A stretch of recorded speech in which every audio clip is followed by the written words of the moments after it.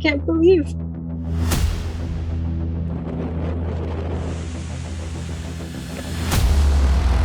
The destruction that happened in such a short amount of time. I remember waking up that morning, waking up around like 8 a.m. and it still wasn't so bad. It just seemed like a light rain. And then around, I would say 1 p.m. is when like you could start to hear that sound of the storm coming in. Like the wind was getting really strong and you could hear like the trees. And around 2 o'clock is when I entered the bathroom and thought, this is going to be really, really bad. A category, they say on the border of a category 2, category 3. It was really strong. It was really, really scary. I will never forget the sound. In my house, everything was open. So it's like a palapa roof. We don't have any windows. It's like all mosquito net. And you could hear the sound of like the storm coming, which was really frightening. It was like, wow, I'm getting like chills thinking about it, but it was like a really deep, I don't know, it was like a guttural sound coming from the sky. And it was crazy because I went upstairs to go look at what was happening, and I was seeing like massive trees just like doing this in the wind. The first like 20 minutes the storm had actually come in, because I live about 100 meters from the ocean. It was really scary because I could see how much water was like coming down, and the force of the wind, it was like clouds of rain were coming in. It was just like thick clouds of water.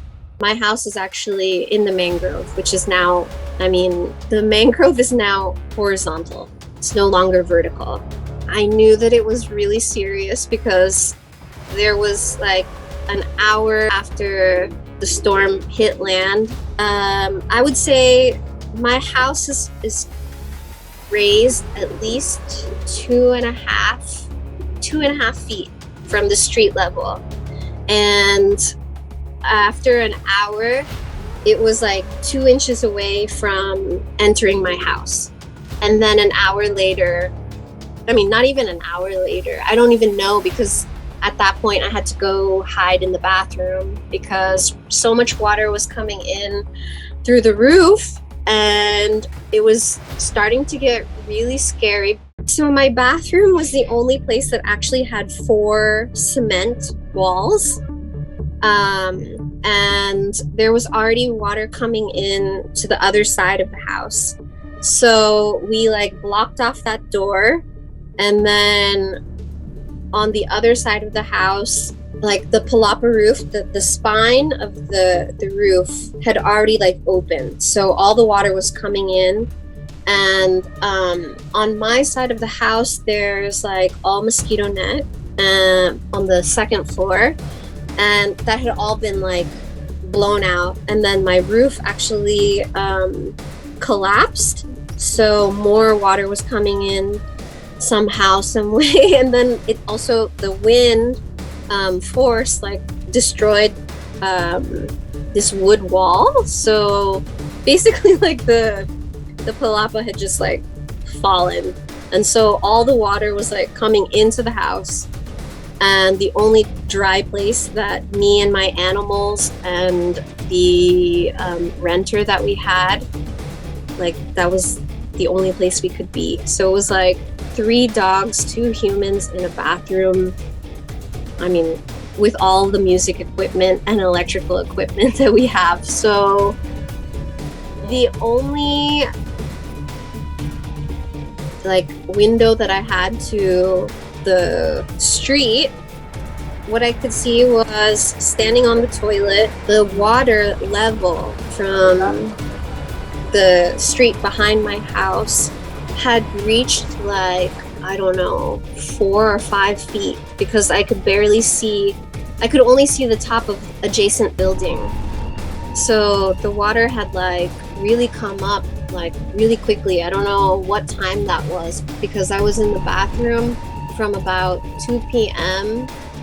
to, I would say, 6. So I was in the bathroom for like 4 hours, because the storm, like the worst of the storm was, they say, 5.5 hours. And so then it was really scary, because I thought like, oh my God, we're just gonna drown in the bathroom. So then water started coming into the bathroom. It was about like below my, I would say like 3 or 4 inches below my knee. So the water had gotten to like a foot or more in the house. And then miraculously, like the water started to recede. And then we knew like, okay, the water has like, or the rain has stopped. And then the wind didn't sound as loud. Like you couldn't hear anymore like slant, like the metal laminas like banging around everywhere. That stopped. And yeah, it was so violent for like 4 hours.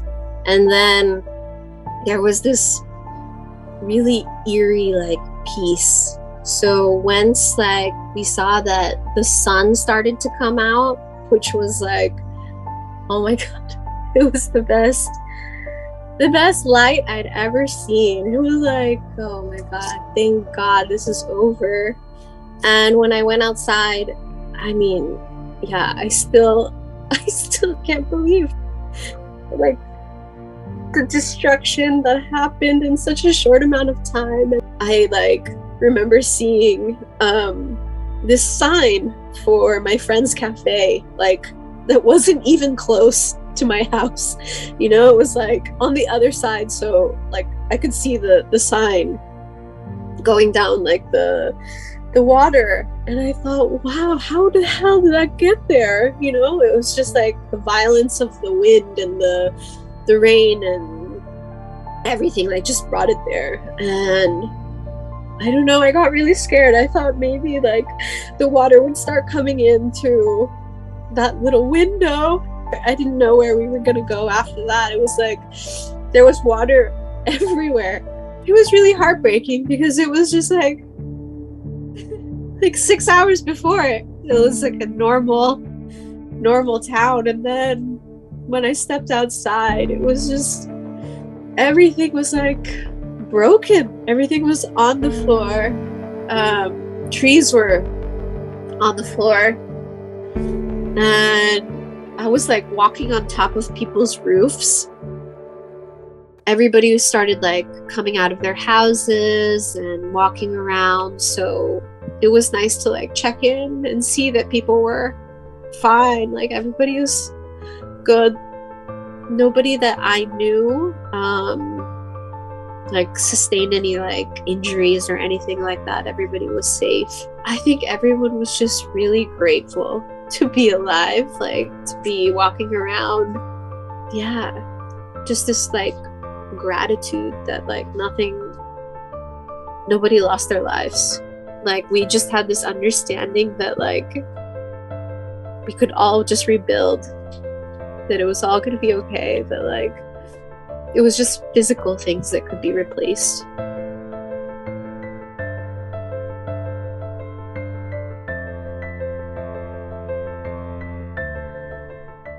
It's paradise. My God, sorry.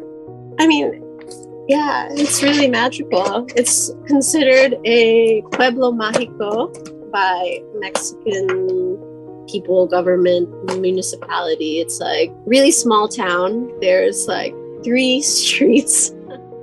There's a lot of beautiful palm trees. We lived in like this really beautiful mangrove. I lived there with my partner, with our animals. I wish I had listened to him, because the day before, actually the morning of, he called me really emotional, and he was telling me that I should move, because he was really scared that something was going to happen to me. I felt like it was too late because there was already like a flood of water happening everywhere. So during the hurricane, I think that like everything that's happening around you, it's crazy because it makes you feel really alive. It's like, it's really so scary. Like you have so much adrenaline like pumping through your body, and it was just like, okay, I need to stay alive. I will do whatever I have to do to stay alive. I was thinking about my partner, but not in the sense that like I wish that he was there, because I wouldn't want anybody to experience that. But I did wish that I listened. I did wish that like I had moved. Yeah. That was my mistake. Maybe I was overconfident. I mean, I admit that I think that like because I went through Hurricane Sandy, I thought, okay, yeah, this is gonna be fine. Like the house is gonna sustain. It's not gonna be so bad. Until then it got really bad and it was like too late to go anywhere. The week before, because everyone in town was already talking about it, the locals were saying, don't worry. Don't worry. There was a hurricane here like 10 years ago. I mean, it was like, you know, not so bad. So that's the thing, is like, I don't know. Maybe I shouldn't have listened to all the locals.